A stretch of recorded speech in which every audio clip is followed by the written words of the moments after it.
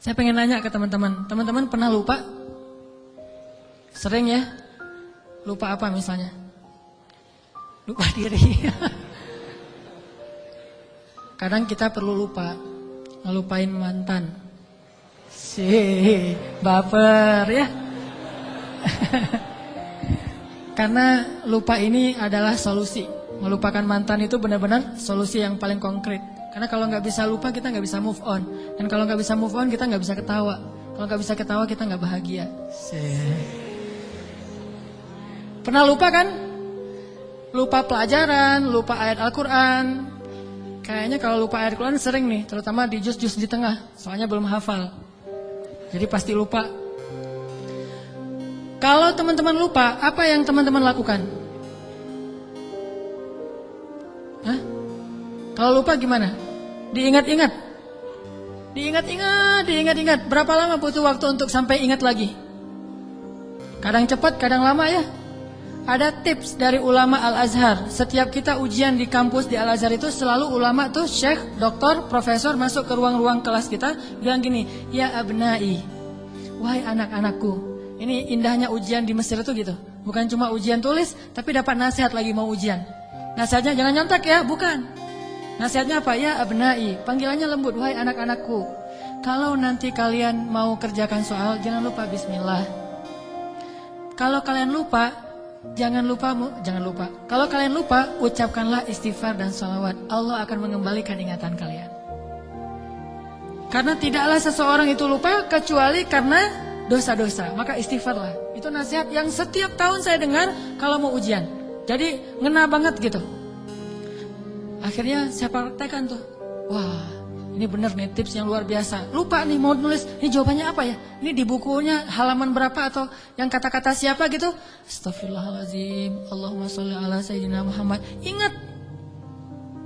Kadang-kadang juga nggak ingat sama sekali, udah berkali-kali sholawat. Soalnya bukunya belum saya baca. Wah ini nggak ingat-ingat ini.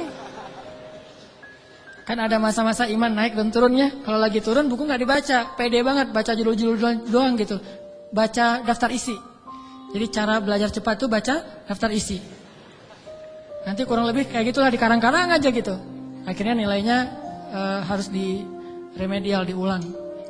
Padahal udah selawatan masih remedial. Kenapa nggak belajar?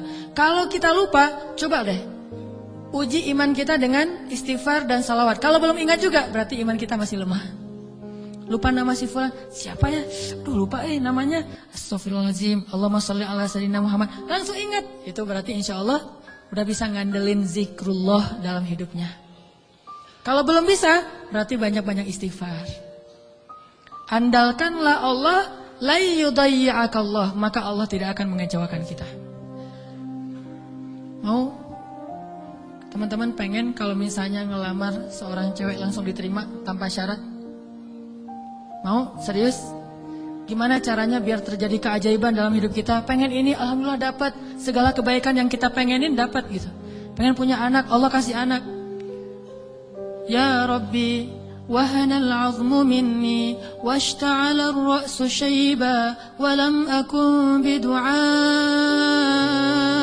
Rabbi syaqiyya. Ya Allah, saya sudah tua, rambut saya sudah beruban, tapi saya nggak pernah berputus asa dalam berdoa kepadamu. Fahabli min ladunka waliya, yarithuni wa yarithu min ali Yaqub waj'alhu rabbi radiyya. Langsung Allah bilang, ya Zakaria, inna nubashshiruka bi ghulam ismuhu Yahya lam naj'al lahu min qablu samiyya. Ya Zakaria, langsung Allah kasih jawaban. Bergembiralah Zakaria, kamu akan punya anak laki-laki dan namanya saya kasih nama, bukan kamu yang cari di Google. Saya kasih nama, siapa namanya ya Allah? Yahya, dan tidak ada anak seperti dia sebelumnya. Solehnya luar biasa. Wa hananan min ladunna, anakmu itu hanan banget, kata Allah. Apa itu hanan? Lemah lembut. wa hananan min ladunna wa zakatan, anak yang terpelihara dari dosa, wa taqiyya, Hanan at-taqi, lembut dan mudah-mudahan bertakwa, cenah gitu ya. Itu sifat Nabi ya, Nabi Yahya. Wa barram biwalidayhi, berbakti kepada kedua orang tua. Tuh, Allah langsung kasih sifat-sifatnya, bukan cuma anak terus ntar terserah orang tuanya, enggak. Allah udah beri dia sifat yang sangat mulia. Dari apa itu? Dari yakin. Belum pernah kecewa dalam berdoa. Padahal berdoanya tuh lama loh, tapi enggak pernah kecewa. Dan Allah tunjukkan betapa Allah tidak mengecewakan hamba-hambanya. Wa barram biwalidayhi wa lam yakun jabbaran 'asiyya. Dia anak yang berbakti, tidak pernah berlaku kasar dan tidak pernah berbuat dosa. Bayangin, anak enggak pernah berbuat dosa sampai akhir hayatnya. Yahya alaihissalam.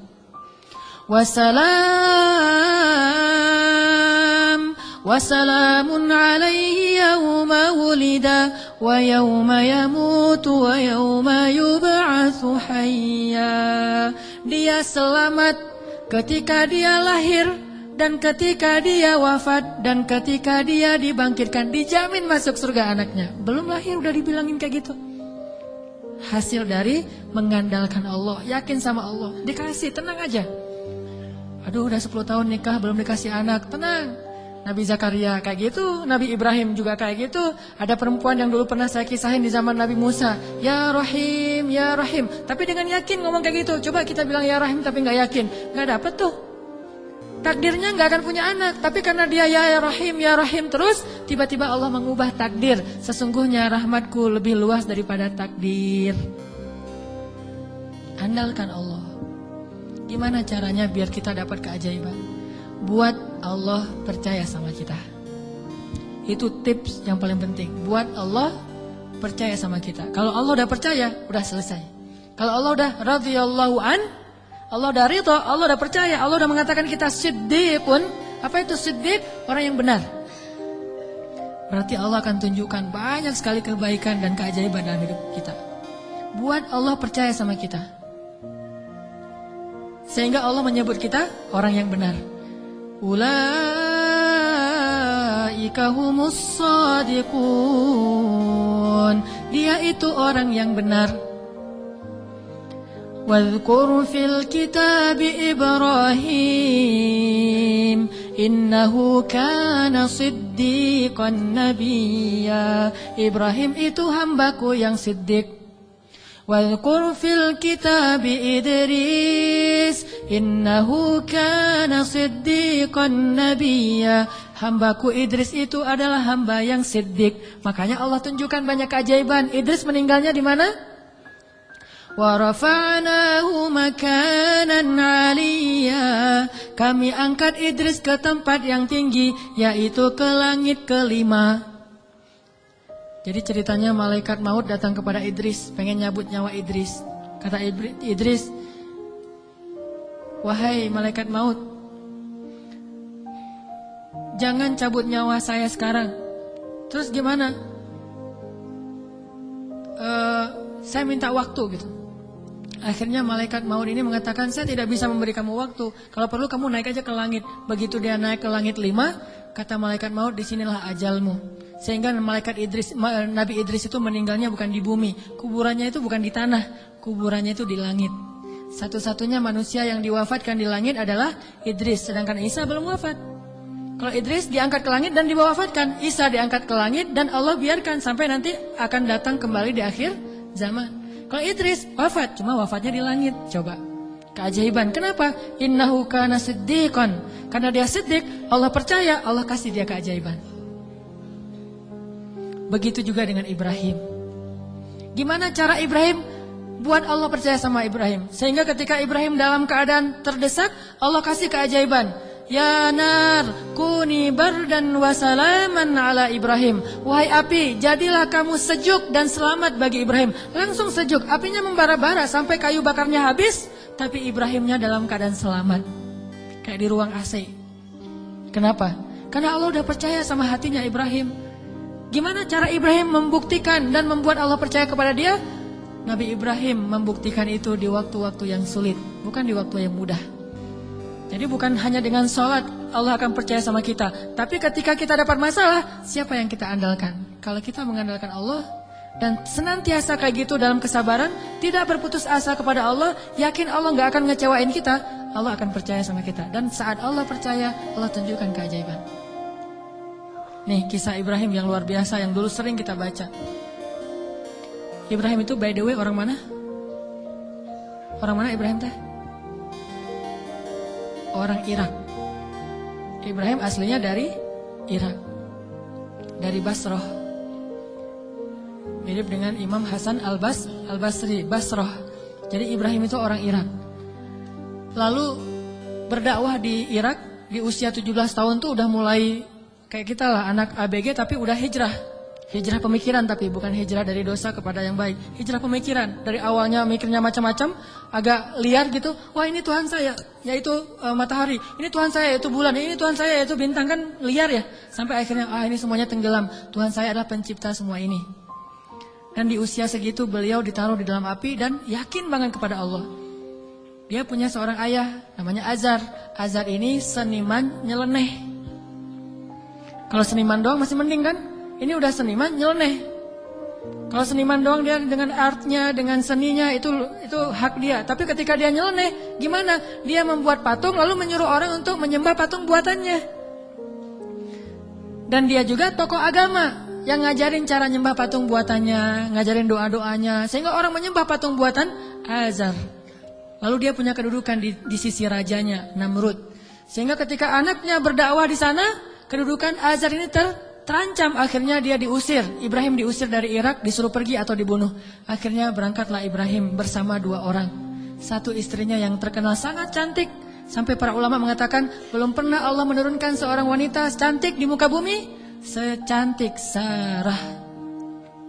Itu perempuan paling cantik yang pernah ada di muka bumi. Kalau yang paling sempurna, Asia, Maryam, Khadijah, Fatimah. Tapi kalau yang cantiknya kayak Nabi Yusuf, itu Sarah tuh. Kalau laki-laki ganteng, Yusuf. Kalau perempuan cantik itu Sarah. Simbol kecantikan perempuan di muka bumi. Bukan siapa yang di Mesir teh? Cleopatra. Cleopatra kalau di film-film mah agak-agak hitam ya. Kurang menurut saya mah.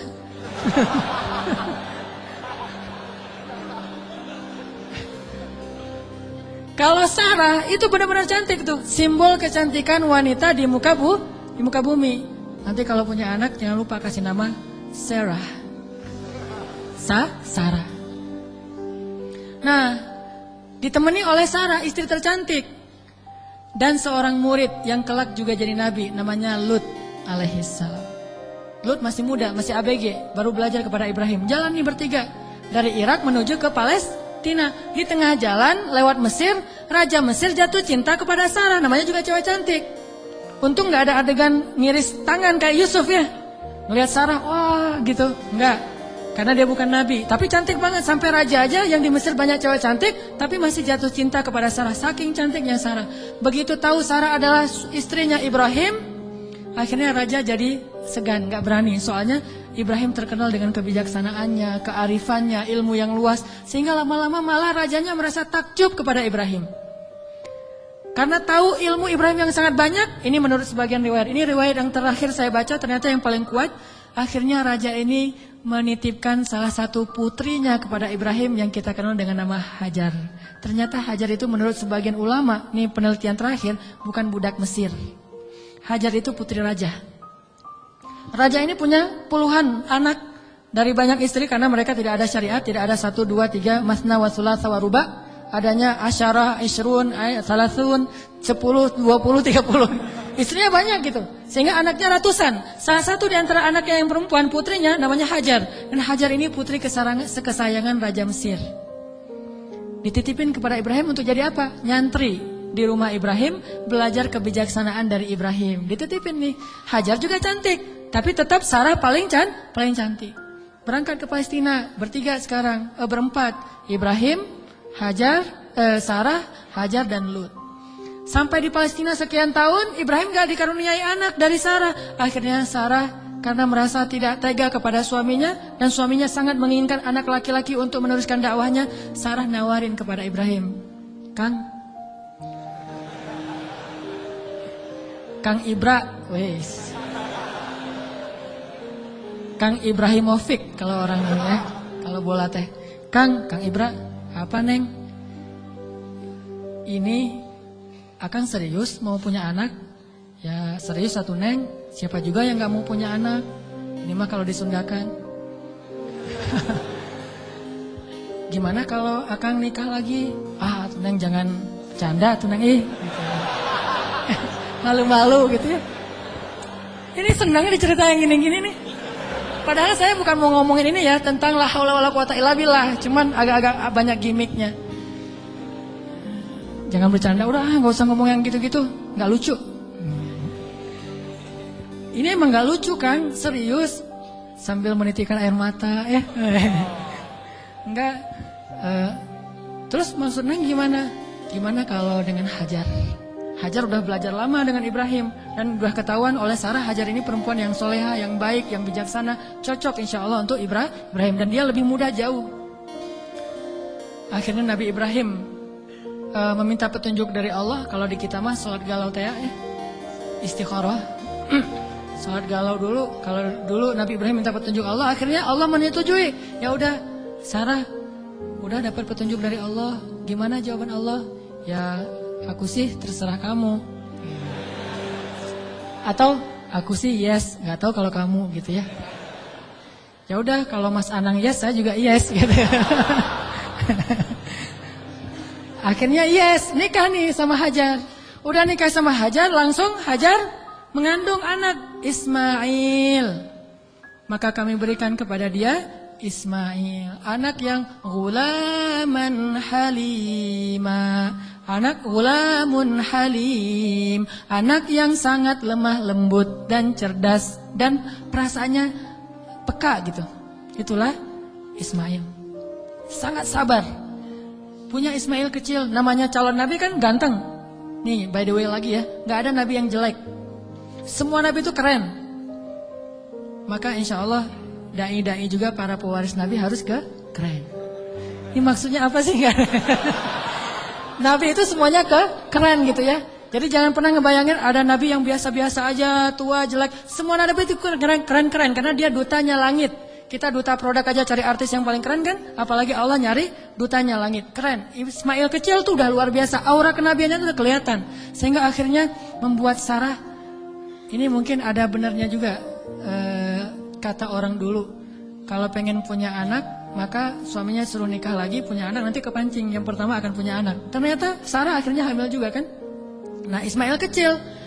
Ibrahim senang banget punya anak laki-laki, digendong-gendong kayak Nabi Muhammad aja, naik ke atas punggungnya, dibawa kemana-mana, dibangga-banggakan kepada orang, ini anak saya laki-laki, Ismail anaknya Hajar segala macam. Dan banyak tetangga memuji-muji Hajar. Nah ini nih, masalahnya bukan di suami istri, tapi di tetangga yang bikin istrinya cemburu. Sarah mah pasti awalnya niatnya baik, gak akan cemburu, tapi gara-gara tetangga, Hajar hebat ya, udah punya anak ganteng, mirip banget dengan Hajar, gitu-gitu. Akhirnya Sarah kan jadi panas juga lama-lama tuh. Nah wajar, akhirnya Sarah mengusulkan, janganlah tinggal dengan serumah dengan saya udah gak tahan.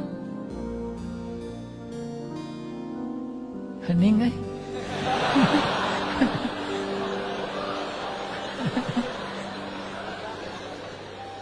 deg-degan dengar kayak gini, kayak film horor. Kata Sarah, wahai, lupa, bukan wahai, Kang Ibra, Neng teh udah gak tahan serumah sama Hajar. Kenapa tuh Neng? Ya semua tetangga muji-muji Hajar. Aduh Neng teh apa itulah. Oh ya udah, minta lagi petunjuk Allah. Akhirnya Allah kasih perintah. Perintahnya apa? Pindah rumah. Tapi nggak tanggung-tanggung. Pindah kota, pindah negara. Dari Palestina ke Saudi Arabia. Dulu namanya Bakkah. Wahai Ibrahim, bawa Hajar dan anakmu ke sebuah lembah Bakkah. By the way, perjalanan dari Palestina ke Mekah butuh waktu 2 jam naik pesawat. 2 jam naik pesawat itu kurang lebih dari Jakarta ke Medan. Atau Jakarta Surabaya. Tapi Ibrahim tidak naik pesawat, tidak naik buruk, tidak naik onta, nggak naik kuda, jalan kaki. Apakah Hajar protes? Kemana Kang Ibra? Pokoknya ikut aja lah gitu. Oh iya udah ikut aja. Nggak pernah nanya kemana. Ini saya aja tadi nanya. Nggak pernah nanya kemana ya Ibrahim. Nggak. Kata Ibrahim, ya Hajar, dapat perintah dari Allah kita ke lembah Baka. Ikut. Ya sami'na wa ata'na. Nggak pernah nanya kemana, nggak pernah naik apa, terus bekalnya gimana, terus nggak ada rest area yang di mana aja, di kilometer berapa. Nah, udah aja jalan gitu. Coba bayangin suami bawa istri, kadang-kadang kesasar muter-muter, istrinya langsung, wah papa nggak tahu jalan, pakai ini atuh GPS. Nggak sabar ya. Atau suami ngajak jalan kemana gitu, udah mama turun di mall ini aja, nanti dijemput lagi gitu kan, minta dijemput di mall. Kalau Hajar nggak, mau naik apa, kemana, sami'na wa ata'na kepada suami. Ini supaya Allah percaya sama Ibrahim dan Hajar. Jalan. Kira-kira dari dari Jakarta ke Surabaya jalan kaki berapa lama? Atau naik skateboard aja deh. Jalan kaki berapa lama? Tebak aja deh. 1 bulan ya. Perjalanan 1 bulan. Gak ada rest area sama sekali. Makanannya apa yang dibawa sebagai bekal? Roti keras yang kalau dimakan itu harus direndam dulu dengan air. Saking kerasnya roti supaya awet gitu. Jadi kalau udah sampai di oasis kecil, Nabi Ibrahim duduk bersama istrinya, bersama bayinya, rendam roti dulu sambil ngobrol-ngobrol. Wah, padang pasir. Ya iyalah, apalagi gitu. Direndam nih roti sampai akhirnya rotinya udah agak lembut, makan. Hajar ngasih ke anaknya. Udah gitu jalan lagi sebulan, bayangin. Nggak pernah nanya kemana sih Ibrahim. Ini nyasar kemana sih kita? Nggak bawa peta gitu. Nggak sama sekali, jalan aja. Sami'na wa ata'na. Begitu sampai di sebuah lembah yang kata Allah, biwadin ghairi dzi zar'in 'inda baitikal muharram. Di sebuah lembah yang tidak ada pohon apapun. Pohon yang di tempat lain di padang pasir aja tumbuh, ini nggak tumbuh sama sekali saking tandusnya. Udah sampai di lembah itu, kemudian Ibrahim mengatakan, disinilah tempat kita. Ini rumah kedua kita. Hajar nggak pernah banding-bandingin. Rumah Sarah enak tuh di Palestina. Kok saya ditaruh di sini? Enggak. Udah, oh iya, tinggal di sini teman Ismail. Dan nggak ngomong-ngomong juga, ini gara-gara Hajar, gara-gara Sarah nih. Nggak nyalahin Sarah, nggak nyalahin Ibrahim. Sami'na wa ata'na. Buktikan itu biar Allah percaya sama kita. Kalau Allah percaya, Allah nggak akan ngecewain kita. Sami'na wa ata'na. Ya Ibrahim, ya. Tinggal di situ aja. Baru 3 hari tinggal di situ, akhirnya Ibrahim mengatakan di satu pagi, ya Hajar, aku harus kembali ke Palestina. Baru di situ Hajar tanya, setelah sebulan gak nanya apapun, taat aja. Baru ketika mau ditinggal di lembah yang gak ada air sama sekali, cuma ada air di dalam tempat dari kulit yang mereka punya, dan itu hanya bertahan 1 hari lagi. Tiba-tiba Ibrahim bilang mau pergi ke Palestina lagi. Baru di situ Hajar bertanya dengan lembut sekali, ya Ibrahim, kenapa kamu meninggalkan kami di sini? Nanyanya gitu. Mendengar pertanyaan ini Ibrahim gak tega dan langsung pergi. Gak menjawab, gak ngelihat, pergi aja. Melihat suaminya pergi, anaknya lagi digendong. Ibrahim Hajar gak pernah mengatakan, kamu tega sama saya? Kalau kamu tega sama saya, minimal jangan tega dong sama bayi saya. Sinetron banget ya. Ini sama bayi saya nih, bayi kita Ibrahim.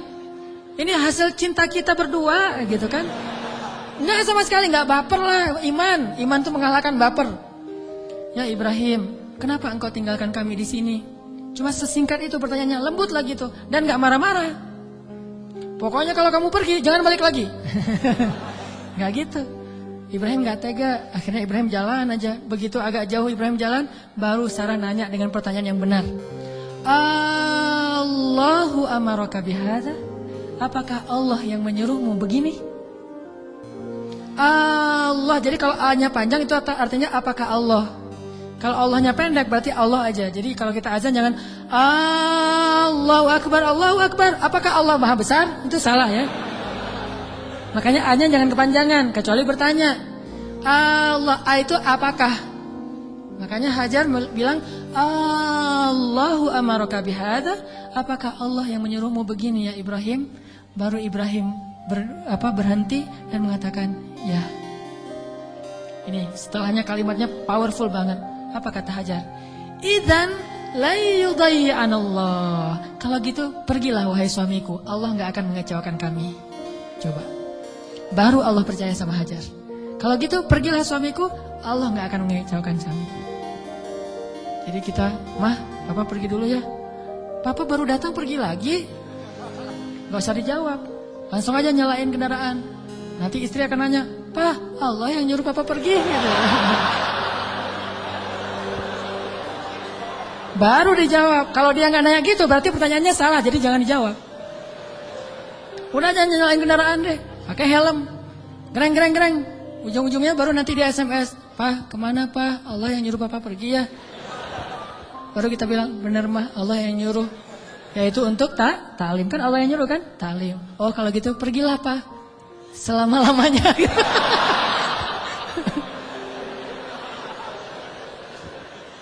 Allah nggak akan mengecewakan kami, kata Hajar teh. Idzan la yudayyi'anallah. Kalau gitu Allah tidak akan mengecewakan kami. Itu kata kuncinya tuh. Dan itu nggak ngomong dengan gombal ke Allah. Allah Maha tahu isi hatinya Hajar radhiyallahu anha. Makanya Allah percaya banget sama Hajar. Akhirnya pergilah Ibrahim. Nggak ngomong, "Ya suamiku jangan lupa kirim SMS ya. Udah sampai di mana kan khawatir," gitu. "Jangan lupa kirimin bekal setiap bulan 10 juta aja, gak usah banyak-banyak." Nggak ada bekal. Tahu berapa lama Ibrahim meninggalkan Hajar di situ? 13 tahun.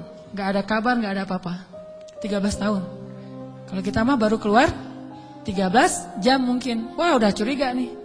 Gak pulang-pulang 13 jam. Jangan-jangan pingsan lagi. 13 tahun gak pulang-pulang. Hajar ditinggalkan dengan air hanya bertahan 1 hari aja. Udah gitu Hajar gendong anaknya Ismail tinggal di situ berdua aja di tengah padang pasir. Gelap banget kalau malam dingin, kalau siang panas banget. Dinginnya itu saya karena lama tinggal di padang pasir. Gini-gini saya ini orang padang pasir ya. Jadi kalau malam dinginnya itu sampai kayak jarum nusuk-nusuk ke kulit. Itu di padang pasir, dinginnya malam. Kalau pagi, kalau siang panasnya itu kayak kita dibakar. Ekstrim, bawa bayi. Hari pertama masih aman, masih bisa minum, rotinya direndam. Hari kedua habis air, Ismail menangis. Panik kan? Ini gimana nih? Air cari di mana? Lari-lari yang kita tahu, naik ke atas bukit.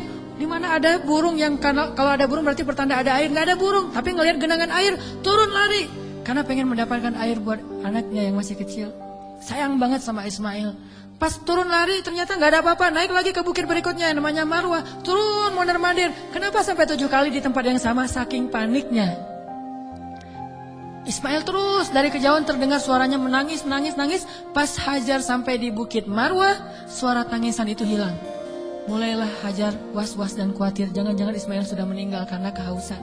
Akhirnya Hajar berlari ke arah Ismail. Ketika dia mendekat, dia melihat seorang laki-laki bertubuh yang gagah gitu. Dia pakai baju jubah berwarna putih, dia pakai sorban berwarna putih, seperti saya pulang dari masjid. Malaikat, kalau ini malaikat beneran. Kalau tadi kata anak kecil, "Oh ma, malaikat lewat," gitu. Kalau ini malaikat beneran. Dan dia memberi minuman kepada Ismail. Dialah Jibril alaihissalam. Tapi Hajar kan nggak tahu itu Jibril. Dikirain orang yang mau perdagangan manusia atau apa gitu. Datang Hajar ke arah Ismail, tiba-tiba laki-laki itu menghilang, namanya juga malaikat, tling gitu aja hilang gitu. Udah hilang, dilihat di bawah kaki Ismail ada mata air yang kita sebut Zam-Zam. Minumlah, mulailah peradaban di situ. Dan Zam-Zam ini mata air paling ajaib di dunia. Paling berkah, seberkah susu ibu kepada anaknya. Kenapa saya bilang berkah? Dia keluar sesuai dengan kebutuhan.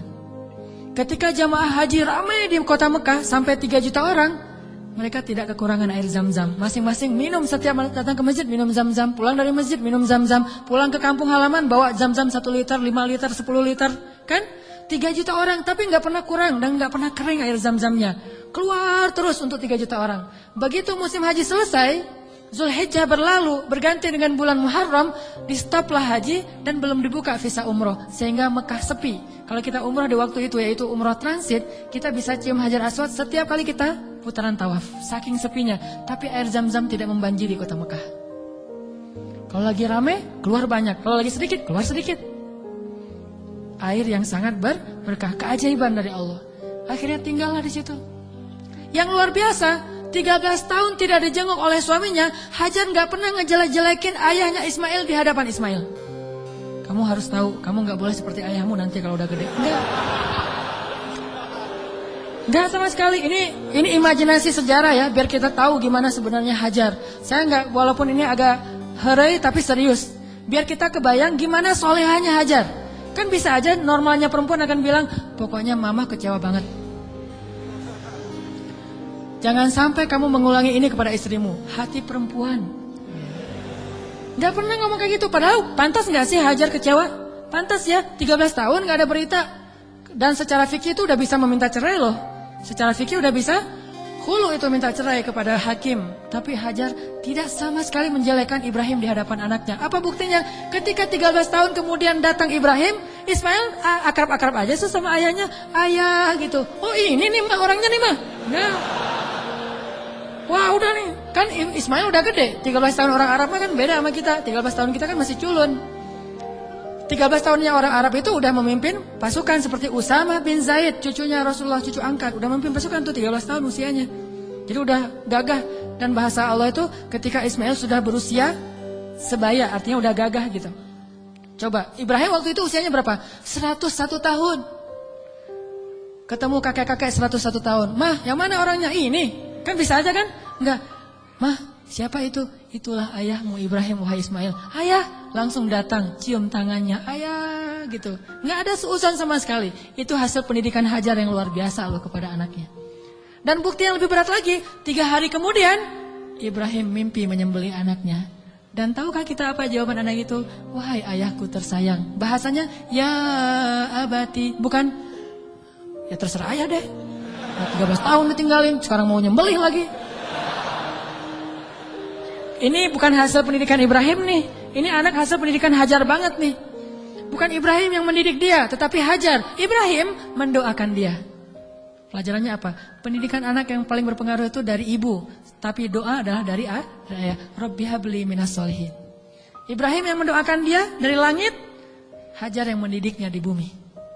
13 tahun akhirnya kata dia, ya abati, wahai ayahku tersayang, if'al ma tu'mar, lakukan apa yang diperintahkan kepada ayah, satajiduni insyaallah minas sabirin, akan engkau dapati aku termasuk orang yang bersabar. Jadi gak mau nyusahin ayahnya dalam menjalankan perintah Allah. Dia tahu ayah yang nabi, jadi jangan sampai ayah saya susah gara-gara saya yang gak rela. Saya rela banget wahai ayah, yang penting ayah taat sama Allah, saya akan bersabar wahai ayah. Coba kalau Ismail bilang, apa gak salah ya? Kok mimpinya aneh-aneh gitu? Pasti godaan setan deh, gitu kan? Atau yang lebih ekstrim lagi, ayah tega, udah ninggalin mama sekarang mau nyembelih saya. Wah, ini benar nih ayah nih. Pasti ini bukan nabi dan segala macam. Enggak marah-marah sama ayahnya. Udah aja sami'na wa ata'na. Ismail lah gitu. Anak seorang siddiq, anak seorang ibu yang siddiqah, anak seorang ayah yang siddiq, dan melahirkan anak juga yang siddiq. Dan itu bukan basa-basi ya, benar-benar dibawa ke sebuah jabal kurban namanya bukit di daerah Arafah. Di sana Ibrahim udah mengasah parang, golok. Ketika ngeliat golok, Ismail bilang, ternyata serius ya? Kirain tadi main-main gitu. Enggak, serius. Ismail tahu, udah ditidurkan Ismail. Sebelum ditidurkan Ismail curhat dulu sama ayahnya. Ya ayah, ya abati. Abati itu panggilan lembut. Kalau yang biasa ya abi. Jadi kalau kita bilang abi itu biasa. Kalau mau lebih lembut, abati, itu lembut banget. Wahai ayahku tersayang, ya abati. Supaya ayah tidak berat hati dalam melakukan perintah ini, tolong tutuplah wajah saya, biar ayah nggak ngelihat wajah saya. Takut kasihan. Oh ya, ditutup. Wahai ayah, tutup tubuh ayah dengan kain supaya darah saya tidak mengenai baju ayah dan dilihat oleh ibu. Nanti ibu jadi sedih. Ditutup. Wahai ayah, sampaikan salam saya ke ibu. Saya sayang sekali kepada ibu. Coba gimana hati seorang ayah. Terakhir, ayah tajamkan pisau itu supaya memudahkan saya. Berarti yakin banget kan? Gak ada sama sekali kepikiran oleh Ismail, tenanglah ntar diganti dengan domba. Gak kepikiran. Itu mah kita yang udah yakin karena udah baca buku. Dan salah lagi baca bukunya. Buku yang kita baca tuh Ismail tiba-tiba berubah jadi domba. Terus Ismailnya kemana? Kan gitu kan bukunya? Padahal gak gitu. Ismailnya dibangunkan, dombanya keluar dari bukit terus disembelih. Bukan Ismail berubah jadi domba, tetap aja anaknya. Cuma dari kutub jadi domba kan? Saya kayak malin kundang. Enggak, itu mah salah dalam catatan buku sejarah. Ya ayah, sampaikan salam saya ke ibu ya. Dan tolong jangan ceritakan ini dulu kepada ibu. Karena dia tahu ibunya soleha banget dan kuat banget. Akhirnya ditaruhlah golok itu di leher Ismail. Dan Ibrahim mengatakan Bismillah ya Allahu Akbar. Mau ditarik tuh. Yakin dan Allah tahu isi hati Ibrahim. Mau ditarik, Ismail udah pasrah aja. Udah ini terakhir kali saya hidup di dunia. Baru ketemu 3 hari dengan ayah saya. Pas mau ditarik, Allah tahan tangannya Ibrahim seperti orang stroke, gak bisa gerak gitu.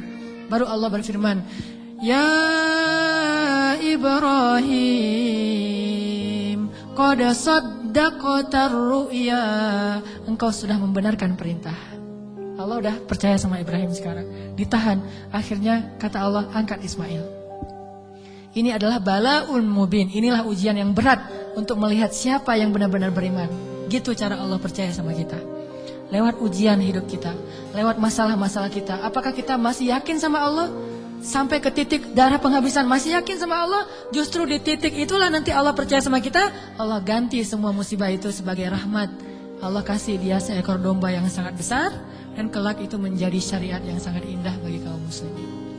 Diabadikan sepanjang masa, ribuan tahun dikenang. Ini bukti. Maka buat Allah percaya sama kita, maka Allah gak akan mengecewakan kita. Ingat kata-kata Hajar, la yudayya'anallahu idzan. Kalau Allah yang memerintahkan gini, berarti Allah tidak akan mengecewakan saya. Cukuplah Allah yang menyuruh kita, yakin Allah gak akan ngecewain kita. Udah setelah itu hasbunallah, la haula wala quwata illa billah, tawakkaltu 'alallah, aslamtu ilallah, dan seterusnya. Insyaallah kita akan melihat keajaiban.